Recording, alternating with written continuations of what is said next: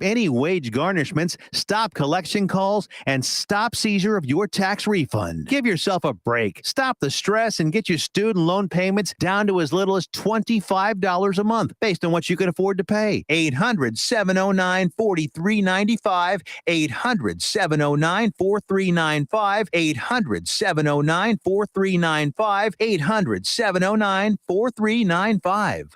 Hey, Jill, congratulations on your son getting into the college of his dreams and with a full scholarship, too. Yes, we are so proud of him. You know, I have to be honest.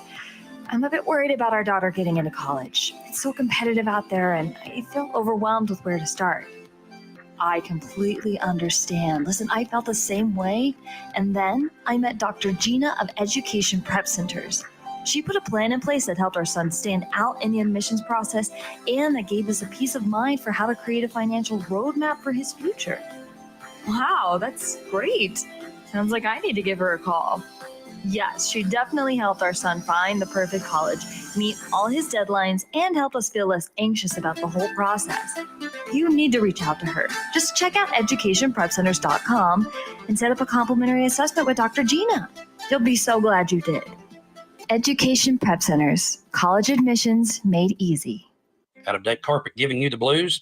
Tired of your old dingy and broken tile? Let my friends at the Floor Store in Cleveland, Texas give your home the makeover it deserves. This is Old Taco Joe coming to you for the Floor Store. Whether it's carpet, tile, wood flooring, or real wood laminate, the Floor Store can cover all of your flooring needs. Located at 405 West Henderson Street in Cleveland, Texas, owner Brent Harris can help. Shower tile, tub surrounds, even backsplashes. Give them a call today at 817-641-9444. The Floor Store, they've got you covered. You're listening to Joco Community Radio.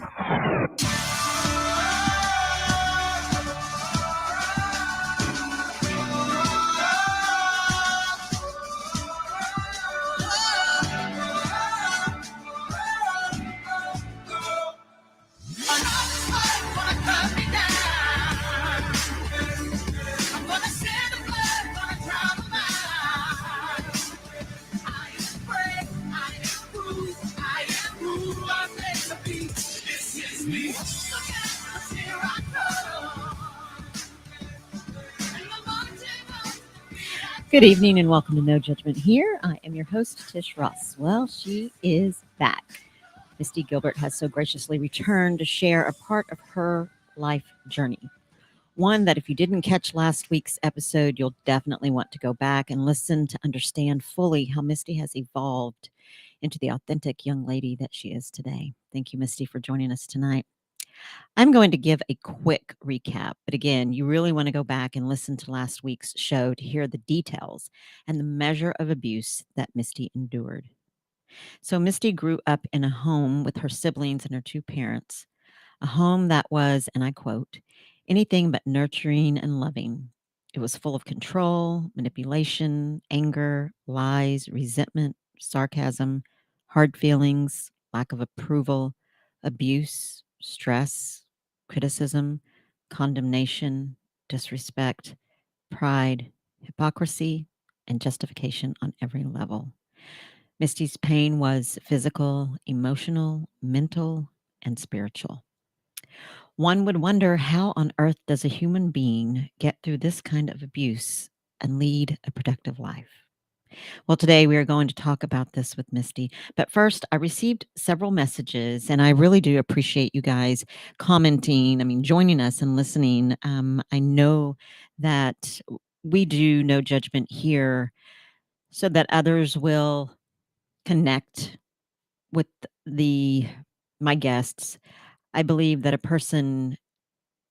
only the person that has gone through the journey can share their testimony in only a way that they can. I could certainly not tell Misty's story and have the same effect on anyone that's listening the way that she can tell her story, and vice versa. I think with anyone that shares their journey, there's a reason and there's a purpose behind that. But one of the questions, Misty, and thank you for joining me, Yes, driving thank all the you. way out here. I appreciate you so much. I have to tell you first, before I read some of the questions, I'm telling you, man, if you could get a date with Misty, I mean, as a friend, I could sit and listen to you forever. I mean, the things that we talk about pre-interview discussion, uh, we could probably sit and talk for hours and hours and hours. Yes. I've already got several T-shirts that I think I'm going to make out of some of the things that you have said, because I'm like, damn, that is good. That shirt will sell. I mean, so incredible. And I get chills just even as we're talking. There's some things that you say that just hit the core of my soul. But I have received a couple of questions, and actually several, but the two that really stood out to me, we'll go ahead and dive into the questions, and then I want to move into where we left off last week. Sure. One of them was asking about your relationship with your siblings and your parents. Do you have one or not? And how does that feel? Sure. I the short version is I don't have one with my parents. My dad passed away February 2013. My mom's still alive. When I moved to Texas from California, September 97, I did keep in touch with my parents for the first 3 months.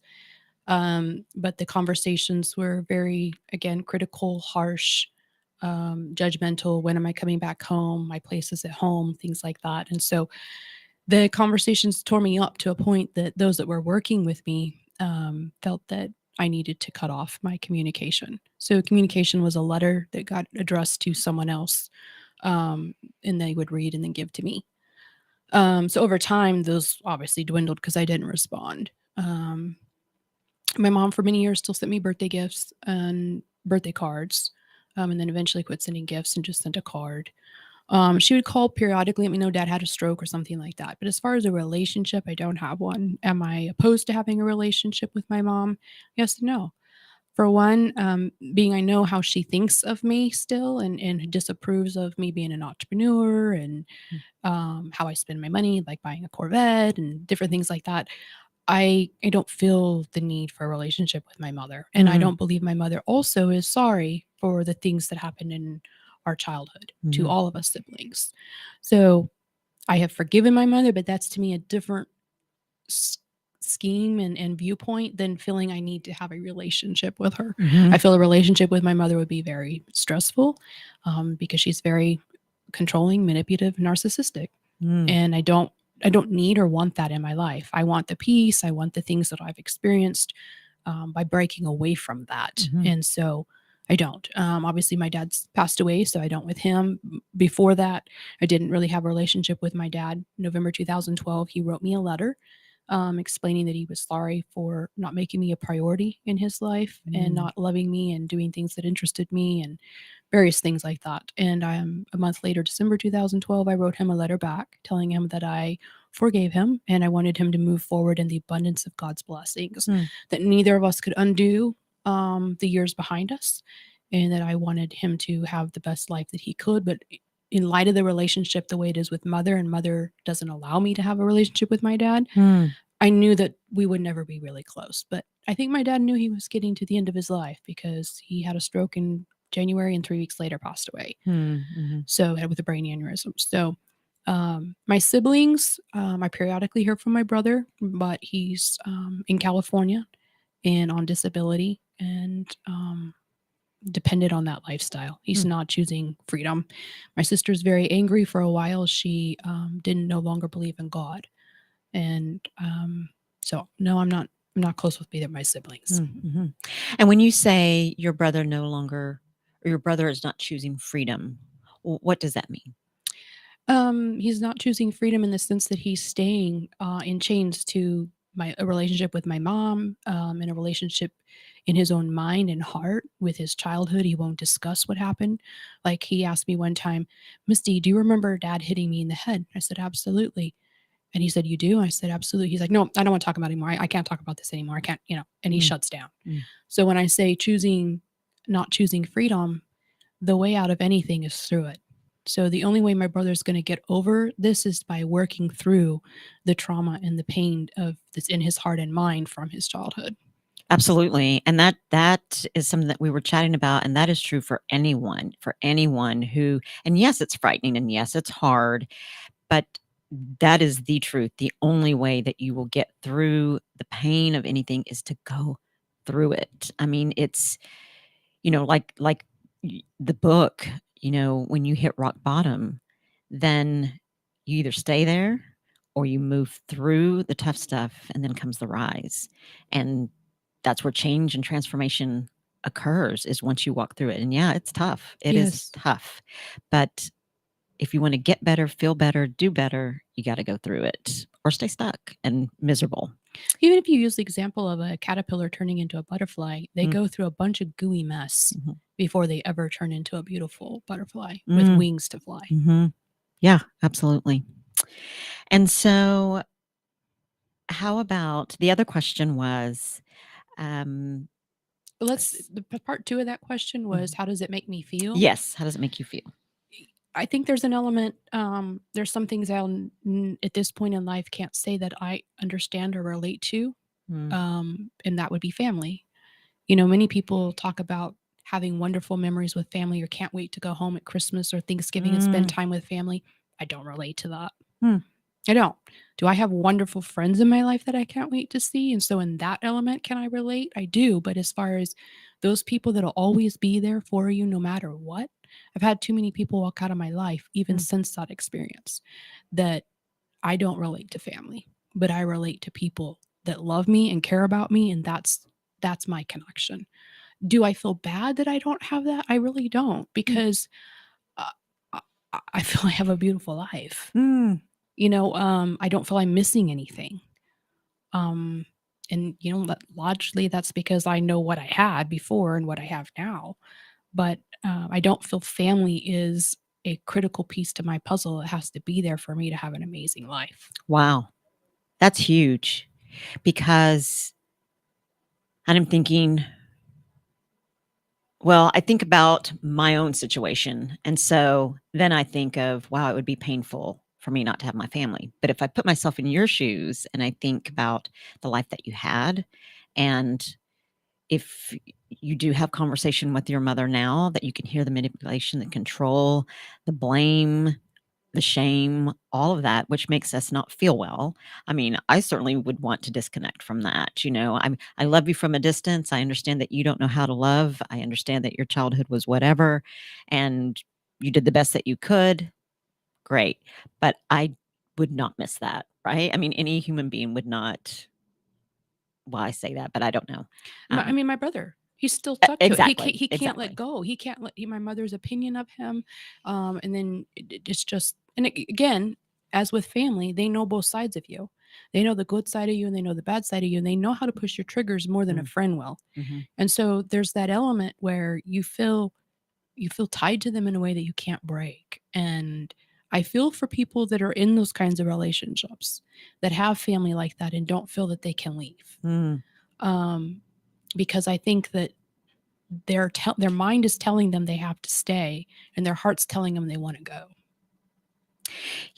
As you're speaking, I was thinking about something that I used to share when I was leading a Christian camp. There were kids that just graduated from high school. I know we didn't talk about this earlier, but it just made me think that. So I was in charge of, or leading a group of kids that just graduated high school, were getting ready to go and do the next thing. It was really, to me, as I was sitting with these 15 kiddos that were in my group, and I was asking them, so how do you guys feel since you graduated? You can take the summer off, or you guys, what's your plans for the summer? Not for the rest of your life, right? Well, as we go around in the circle, you can tell, it's unfortunate, but I could tell that there were kids that were going to school because that's what their parents wanted them to do. There was one girl in particular, and day one, I had 5 days to work on these kids, or the Lord worked through me. And day one girl said, I'm going to school so that I can be a dental assistant.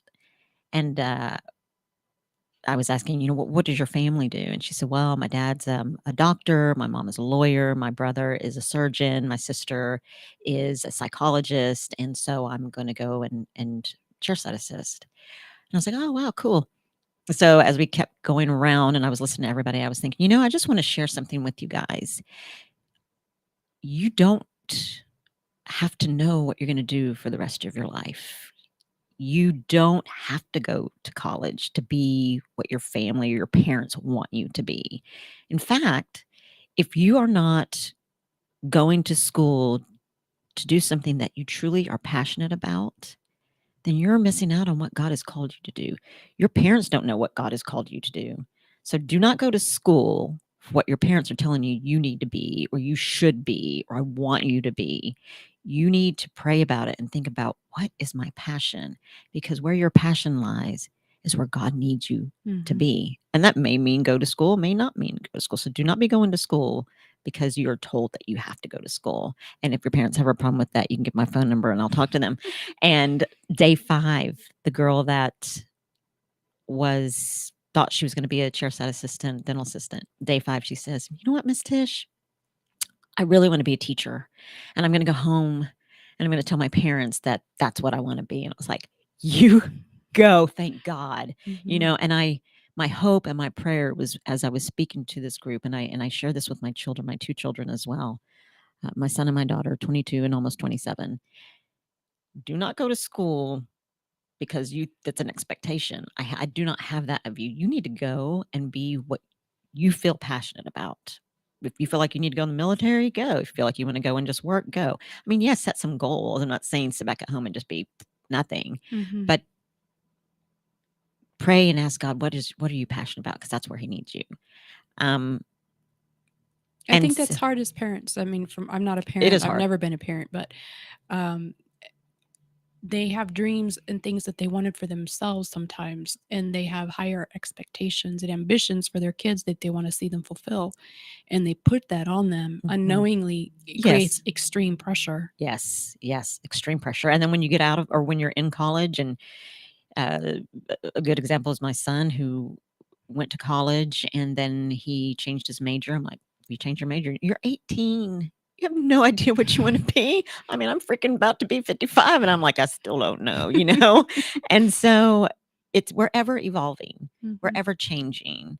And I think that's just way too much pressure and too much of an expectation. But I think parents, like you said, I mean, unknowingly, lovingly trying to give some guidance and direction. But I think you should go to school for or not go to school, to do what you're passionate about. And my hat is so off to you to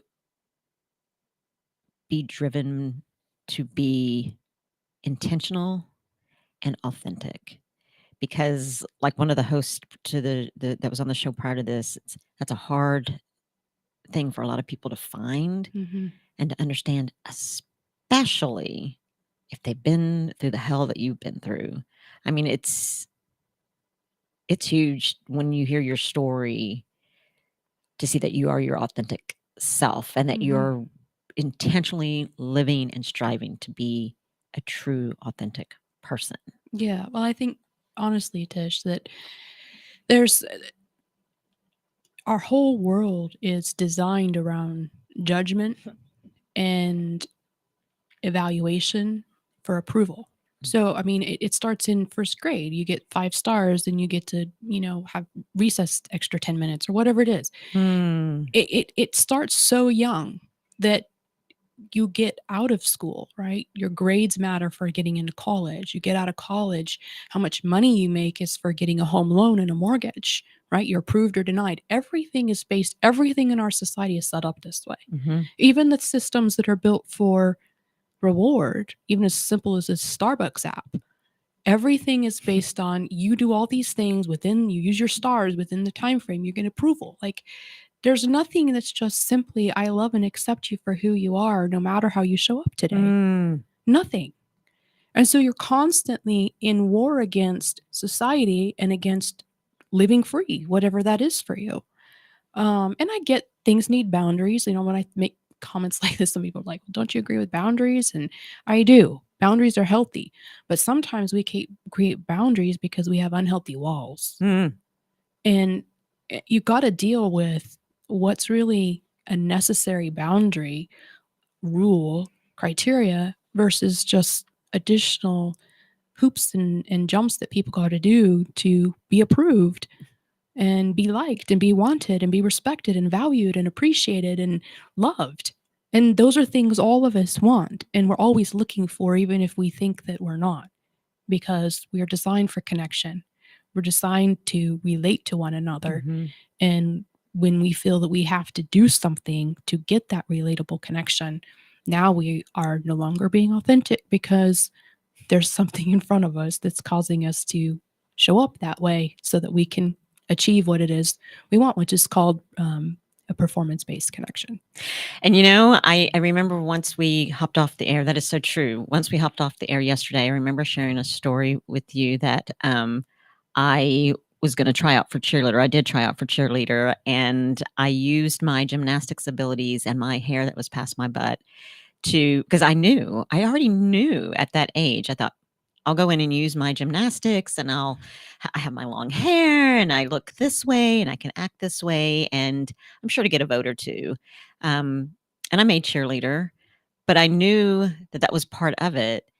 So the summer before I came back to the school year that I was going to be a cheerleader, I cut all my hair off. It was like, this is going to date me, but it was like a Dorothy Hamill haircut, like so freaking short. And when I came back, I was judged. People were like, wow, you cut your hair. And of course, I was the only cheerleader without a mom, without a boyfriend, without all that crap. But I wanted to be myself. Unfortunately, I did the things that I felt like I was pressured to do to become, which is so our world. It is. It is so our world. And like you said, I mean, acceptance and belonging, feeling loved and a part of. And it is unfortunate that we have to be approved in order to be accepted, in order to be loved. But it's the foundation, and that foundation will crumble if it's not built on what it is you want. I think you said you had a second question from Yes, somebody. I do have a second question. Let me see. There's a couple of responses here.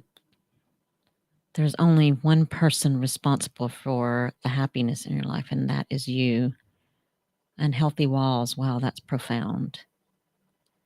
It is incredible to hear and see how positive and motivational Misty is and how she has overcome the life that she has endured. Wow, good stuff. Okay, yes. The second question was, since being brought up in a religious home, do you believe in God and the church?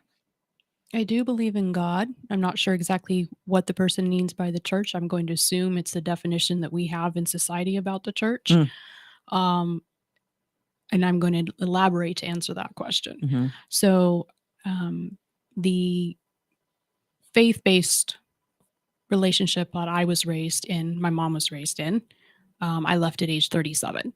When I left, I attended a lot of churches, which would be more in alignment with what you guys most of you are familiar with as far as how they run and function.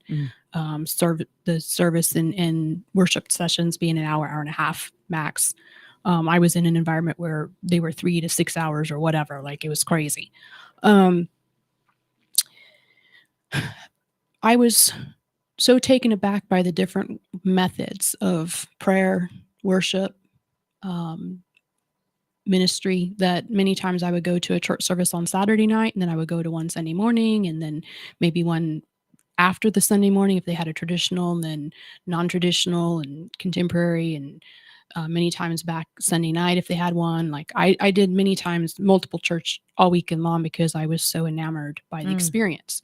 And when I say enamored, the very first church experience I had was actually here in Burleson, which actually was Joshua, when Open Door was in Joshua, but that was the first church I went to. And in the lobby there, the people that were serving that day all stood in the lobby and held hands and bowed their heads and prayed together. I had never witnessed that kind of prayer life. We had prayer life, but our prayer life was over dinner every night before we ate food. It was when you crawled into bed, you said your prayers. It was routine. My prayer life was never raised if something was bothering me to stop and pray about it. It was simply, you went to bed with a heavy heart, well, then now pray about it. It was never when you had a heavy heart in the shower, when you had that was not how I was taught. And I was never really shown how to pray other than obviously watching my parents. And we were raised that the men prayed, women didn't pray. So like at dinner, dad would pray. If dad wasn't home, then mom would pray, but that was very rare. We had family dinners all the time. So my faith expanded a lot as I left the church, and I saw God in ways I'd never seen him. There was a movie that I saw in 2013 that really shaped my life, and it's a movie called 7 Days in Utopia, and it's about a young man who has who's a golfer, and he has a run-in with his dad, and he leaves. Is how the movie starts out, and then he gets in a wreck, and he ends up in another spot. And it's actually filmed here in Texas, Utopia, Texas, Hill Country. It's actually a place you can actually go there and visit where it was filmed. I actually did that. I won't ruin the whole point of the movie, because if you haven't seen it, you should go see it. I recommend it a lot when I coach clients, and not everybody resonates with it. So obviously it's like other things in your life. When what you're going to and something speaks directly to you from God, like you can pass that on to someone else, they might not see it. But the nutshell of the movie is SFT. See it, feel it, trust it. And I hadn't been taught in a way that I saw and felt and trusted God in that way. And that's how he showed up in my life from then on out. The end of the movie, he buries some lies, and they have a cemetery there that you can go do the same thing. And that's what I went and did.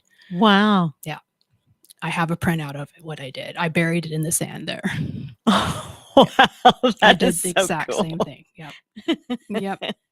Even I should have thought to print that and bring it to you, because we could have read some of them. But it's very. I'll share it with you later, because you might want to read it, whatever. But when you talk about a relationship with God, I continued to go into church, various churches. I found some that I liked more than others. Found single groups. I did Bible study groups. But it was August 2018 is the last time I've been to church.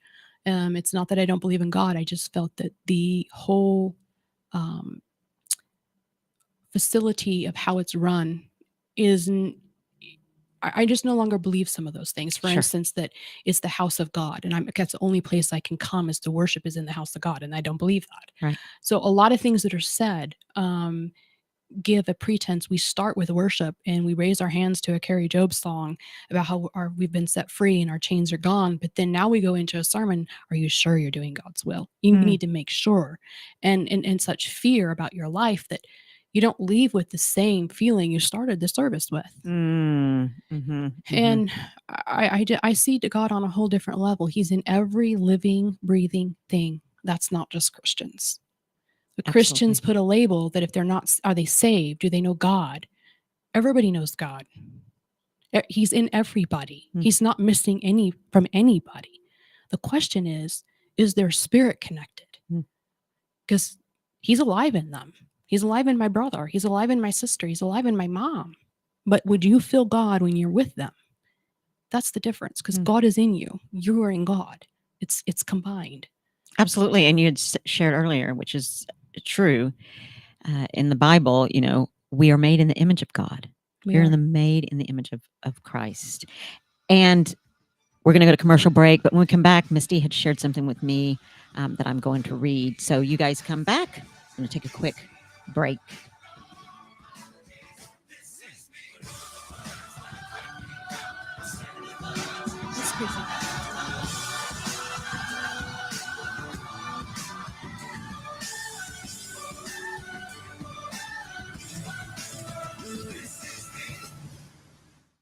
Let's be honest. Wheelchairs are heavy, bulky, and ugly. If you carry a wheelchair in your car to take care of a loved one, you know how hard it is getting that clunky, old-style wheelchair in and out of your car. Introducing the Feather Chair Wheelchair. At 13 pounds, it's the world's lightest wheelchair. It folds in seconds and fits neatly in your trunk, backseat, or closet, so you can take it everywhere. And it's only available right here. Order yours today and get a free wheelchair case, a $50 value, yours free. The Feather Chair. The world's lightest wheelchair is just $4.99 with easy payments as low as $16 a month. Sorry, no Medicare or insurance accepted. So call right now to order yours. 800-823-5826. 800-823-5826. 800-823-5826. That's 800-823-5826.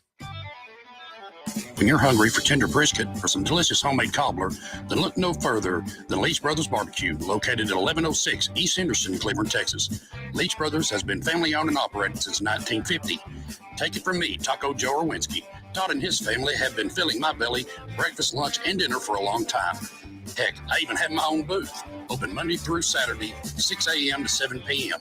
Come see them for dine-in, carry-out, and all your catering needs. Hey, there's something you forgot to do. It sure is hot. Are you sweating like a dog? Wait, what? Dogs don't sweat. Oh no, you forgot to get your window tinted.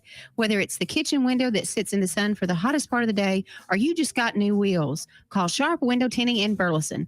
817-615-9379, or look them up on the web, sharpwindowtint.com.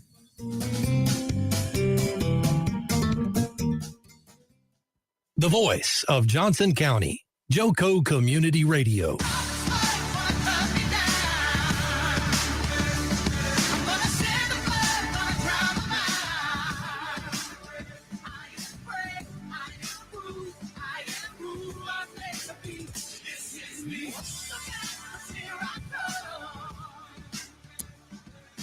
Welcome back. Joco Community Radio is proud to be the voice of Johnson County, Texas, and is live 365 days a year on the TuneIn Radio Network. To listen, go to tuneinjoco.com and download the free app. All of our shows can also be found on any one of your favorite podcast platforms, such as Spotify, iTunes, Amazon, and Spreaker. We're also available to YouTube. If you have friends and family that are not on Facebook, you can certainly go to YouTube and find us there. Check out our lineup and more on jococommunityradio.com. Thanks for tuning in. This episode and more is brought to you by Patriot Claims, making your insurance work for you. Reach out to your Texas sales rep, Nona Reed, at 844.tex.hail or 844-839-4245. Thank you for coming back. Hey, listen, if you guys have any comments or questions for Misty, you can leave them in this comment stream, and I'm happy to share them with you. So we were talking about Misty's connection with the Lord and churches and religion and all that good stuff. And she shared something with me that I want to read to you. Let me get to it. While you're looking for that, I will say, I think one of the key elements is the song that you play as an intro. It says, I am brave. And you don't become brave without facing pain. That is true. Because how do you know bravery if you haven't faced pain? If you haven't faced fear, how do you know? And vice versa. You could be all brave and all that, but I mean, how are you really brave if you haven't really faced fear? Well, and you know, my slogan is to be courageous, be generous, be loving. And courage is the quality or mind or spirit that enables a person to face difficulty, danger, pain without fear, bravery. Absolutely. Absolutely. Okay, I'm going to share something so that we can, this kind of is a follow-up to the question that was sent about Misty and church and religion and belief in God. But Misty wrote, religion taught me I had to keep searching and trying to find God, that there was a time limit on when he would be available. Religion used verses in the Bible like, call on him while he is near, to make me feel there would be a time God wouldn't be near if I didn't act now. That's so true. The sense of urgency and unknown increased my level of insecurity and frustration with life. This caused me to live deeply entrenched in fear. I lived years always questioning my standing with God, wondering if I was doing his will and following the plan. When you live in fight, flight, freeze, or fawn modes, you are not able to be present in the moment.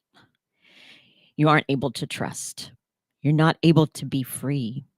You're always reacting from a place in the past or the future. You can't trust the still, small voice inside because the lizard brain has taken control of all thoughts, feelings, beliefs, emotions, and energy. When I grasped the concept that God is in every living, breathing thing, I understood God is always with me and I can never be separate. When I realized I was made in God's image in every area of who I am, I acknowledged that there was no aspect of who I am that was created by anyone else or any part of a knockoff brand. When I evaluated the truth that God had a plan and that plan would always work out for my good, even if it didn't seem good in the moment, it removed the pressure to have to try to be inside the mind and heart of God to execute his plan for my life. It made me quit being frantic about how I had lived trying to guess the plan God had for me and let that blueprint be revealed at each stage of construction. Man. When I stopped going through the motions of trying to please God, afraid I would make a mistake, causing me to keep running to find God's formula, I was able to just live and be calm, knowing God had covered everything with love and grace, and I couldn't ever screw things up, and my race was already won. Amen. When I found the truth that God was already in me, and I didn't have to chase after him, I became more confident and secure in the ways I seen, heard, understood, valued, respected, appreciated, and wanted, and always would be. These shifts in my relationship with God transformed my life, and it can for you too. That just says it in a freaking nutshell. I mean, that is so an answer to that question. Well, I think what happens, Trish, is people who have experienced a lot of pain in their life, whether it's trauma or abuse or just heartache of some kind, disappointments, shattered dreams, the thought that somehow they were wrong and that's what brought them to this is, I think, what keeps people there, because then they've got shame and guilt and fear ripping their heart into, because they would have wanted to choose something different but they didn't, and so somehow they're wrong, and it's a vicious cycle. And instead of realizing that, when you, whether you read the Bible or you study God and nature or any other personal growth development book that helps you to see that it is through our pain that we become strong. Even God in the Bible says he created evil. People like to put that as the devil, and the devil chose to no longer be an angel and he got kicked out of heaven, and so that's how evil came around. But really, everything that happened has all been in God's design. He wanted the situation with Adam and Eve. He wanted the serpent. He wanted everything has happened exactly as he wanted it to. He wanted people to know good and evil. He created both, and there's value in both. You and I were talking about how society looks at rain as bad, but sunlight is good, and it takes both those to make plants grow, for the ecosystem and the whole world, and even our atmosphere and everything to be the level it needs to be. It takes sunlight and it takes rain. And the mindset that only positive energy is good. No, a battery tells you it takes positive and negative to create a charge, and you will not have a charge, you will not have energy without both. So I think when the more we can learn that it is through the positive and the negative experiences that we create life in our journey, it's through, you can't get through anything without going through it. Absolutely. So the way out of anything is through it. So whatever you're going through, to get to the other side of it, you have to keep going through what you're going through. And so that means pain. And most people are looking for every way to avoid their pain. Yes, absolutely, because it's hard. It is hard. Nobody wants to go through it, But my favorite saying from you is the battery. It takes the negative and positive to get a charge, and that is so true in life. I mean, we'd also talked about things that happen to us in life, and that sometimes we think, "Oh, whoa, I mean, all this negative stuff is happening to me," and but that this is life.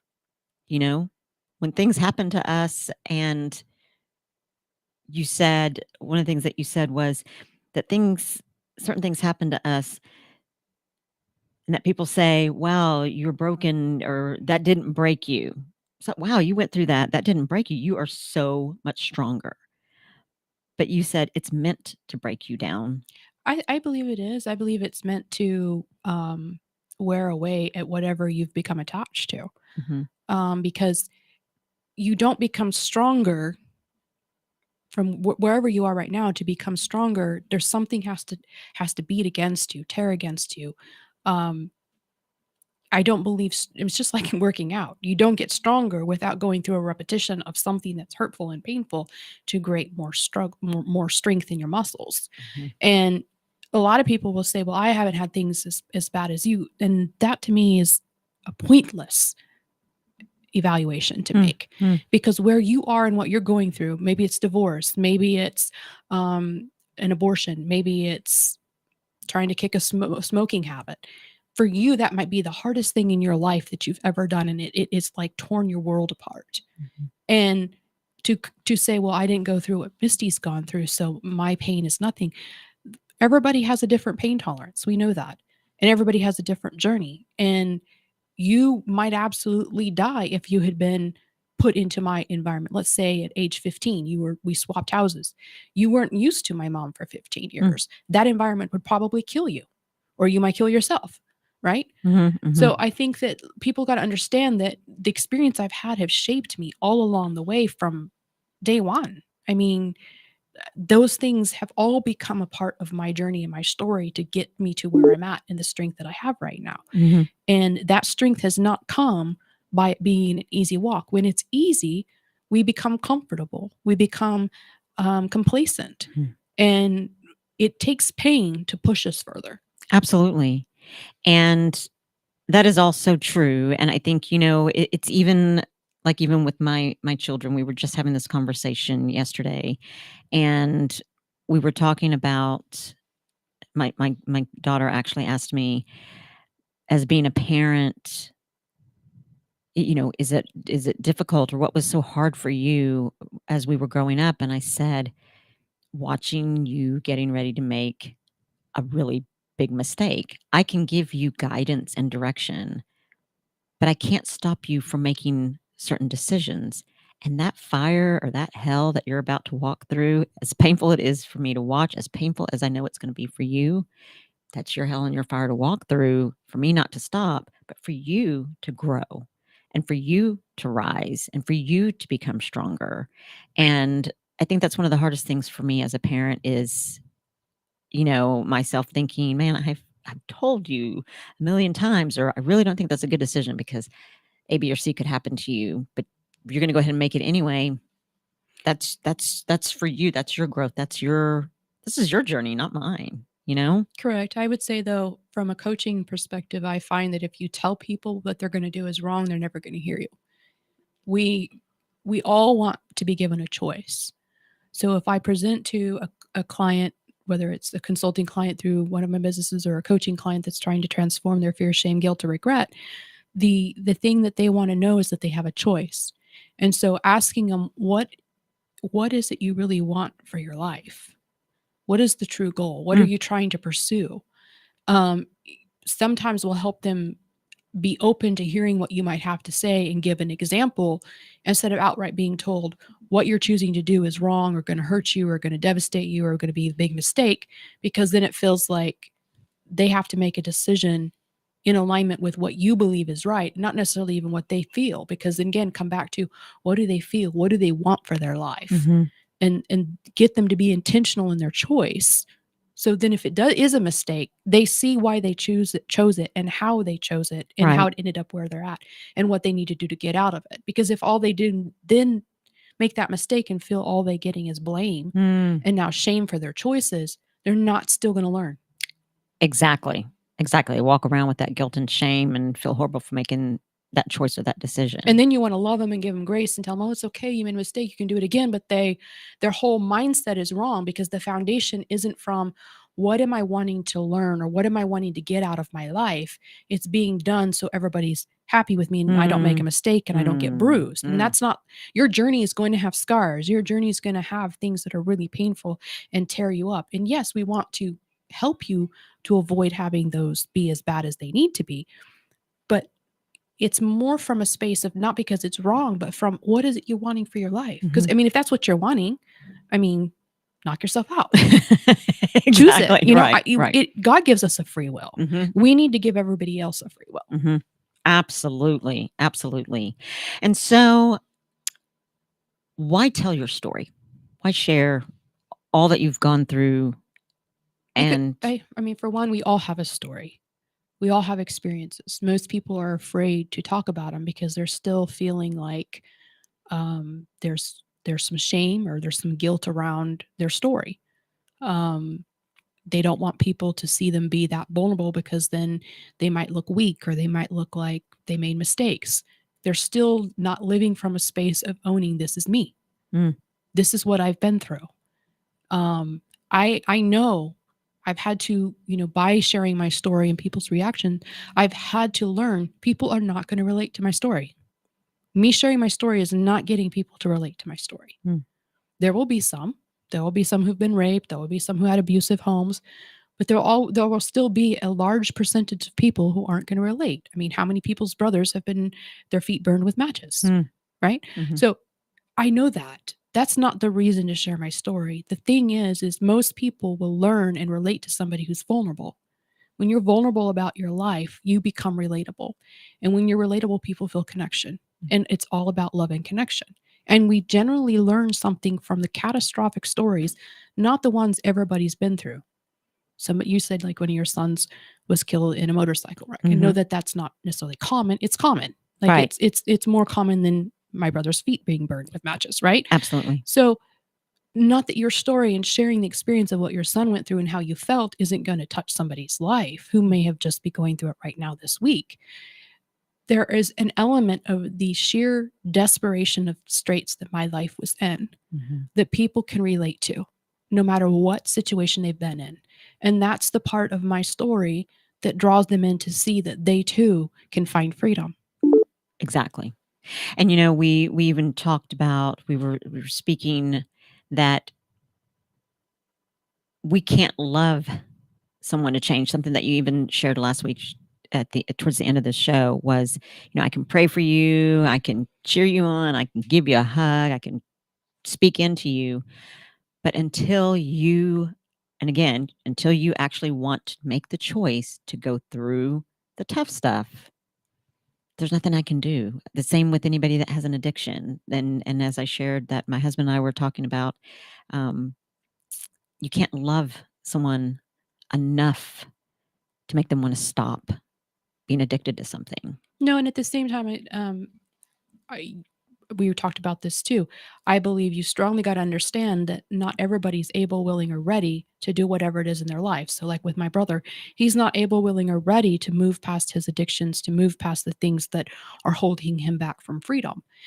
That doesn't mean he's wrong. It's just his choice.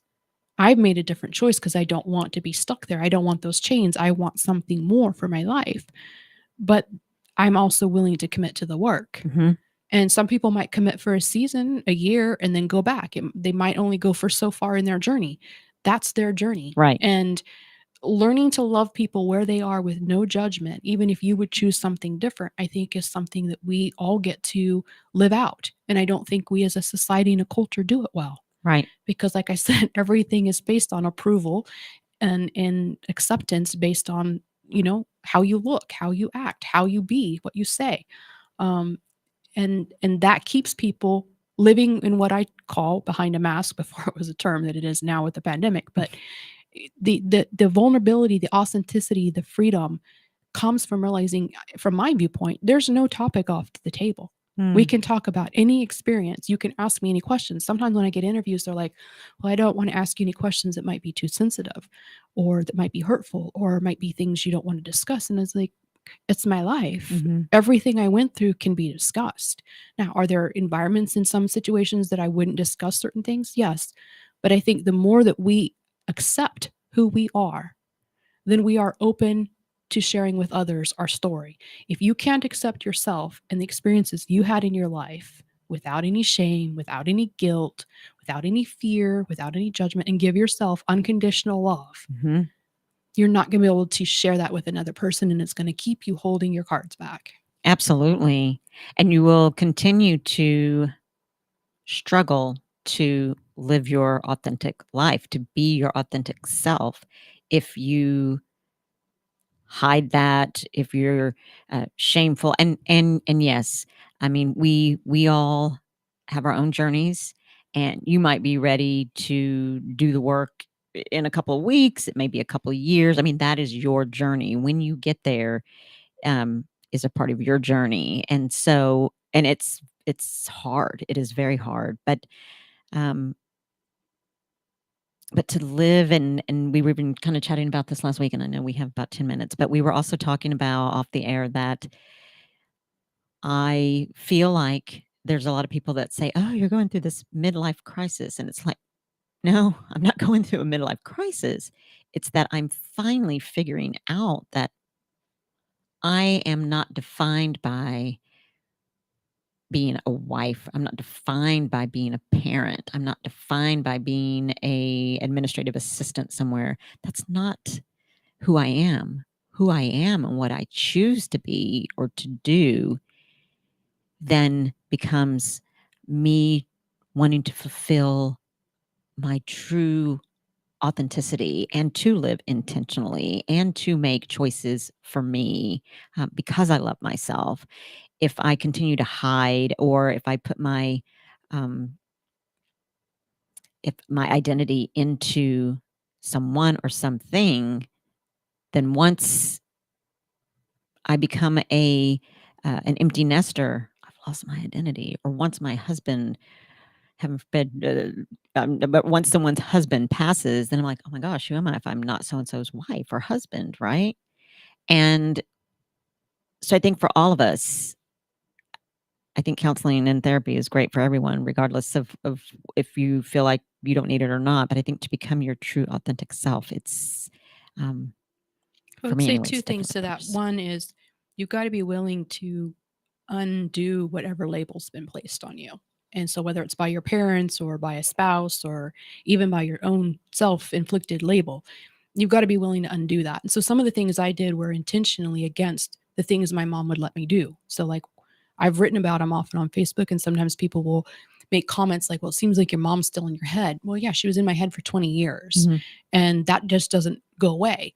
But some of those things and finding the courage is by doing things that people might not even think about, but like one time I was, after a long day of work, I was exhausted, feeling I was getting sick. And I crawled in bed with my 4-inch black high heel leather boots on, literally in the sheets and everything, slept, went to sleep. It was me just, you're going to get the dead dirty. You're going to rip a hole in the sheets. Like, so I did, which I didn't, but like, so I did. It's sheets. Mhm. I lived. And I was tired. And so some of those things of undoing all that control and manipulation that's on you, it can be a little thing like that you choose to stand up and go, this is me, and I'm going to be brave, and I'm going to make my own choices. My mom's not here. And even if she was, I can still make my own choices. Mhm. And the other thing is talking about a family and your kids and your husband and everything. I think culturally we don't have a good idea what living a legacy is. Hmm. The legacy's ours. It's for us. Hmm. We're creating a legacy that other people will see, just like God. He had his own legacy. He had his own journey here on earth. And it's a legacy he left for us. Hmm. But he didn't do it for us. Like he did it for himself. He had to with his relationship with the Father. Hmm. So same thing with us. Like if we look at this as our journey, we're not doing everything for your kids. You're doing it for you. It's your journey. Embrace your journey. Don't be doing everything for everybody else. Absolutely. And that's where you find this is me. Because if That's you're right. doing it for everybody else, you're always going to be pretending to be something you're not because you're trying to make everybody else happy. Hence the life that we, unfortunately, the world that we live in and social media, hence the wanting approval, wanting acceptance, wanting to be like you. I want hair like you. I want a purse like you. I want to smell like you so that someone will like me, approve me, accept me. And that sucks. Like we need to get out of that.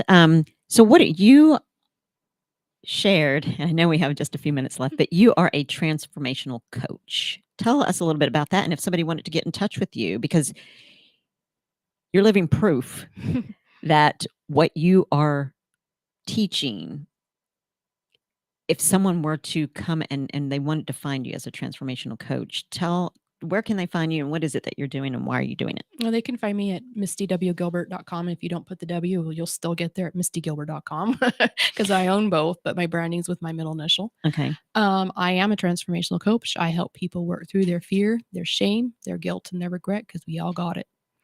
And you may not think you do, and it may be through working through layers of your story or your current story of life circumstances that you're having a hard time dealing with.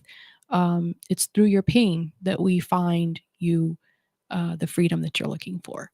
And it's in the pain that you find the clues of what you need to heal. Absolutely. And you guys, I'll put Misty's email or website in the comments. For whatever reason, my phone, but I'm watching the comments online. But I just love you, Tiffany. Tiffany has already put it in there in the comments. For whatever reason, my phone has decided to disconnect from the internet. And we've got several comments here. Misty, you have some spot on spoken words. You can love someone in supporting, but you can also love someone to death as well. Mike Ross says, I love you, Misty, and the perfectly said words. Holy moly, she is remarkable. He says, I definitely have enjoyed this show with you, Misty. It's been fantastic. Yeah. I'm going to continue. And please, if you're listening, please share and continue to share, because there are people that may not be on No Judge or on JoCo Community Radio. And so if you'll share this and let them know that they need to listen to it, it is a must. Hold up the cover of the book. If anybody does want Yes. one of these books, I had a lot of them printed. I ran out of copies. I bought more.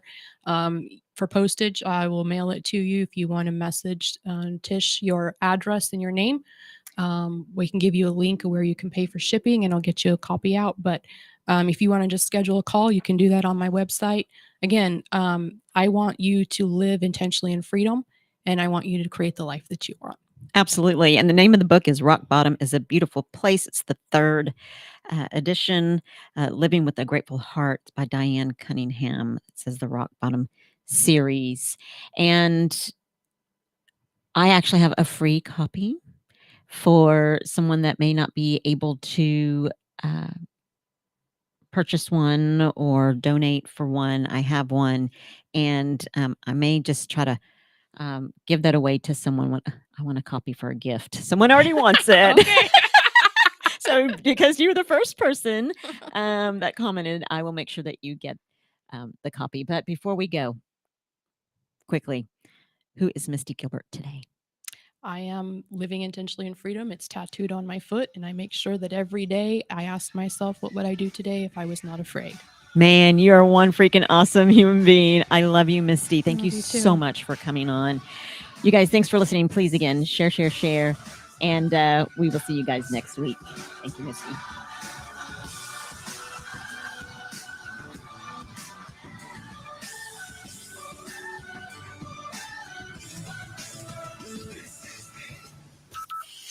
From Burleson to Venus and Grandview to Godley, this is the voice of Johnson County, JoCo Community Radio. Wilfred Brimley for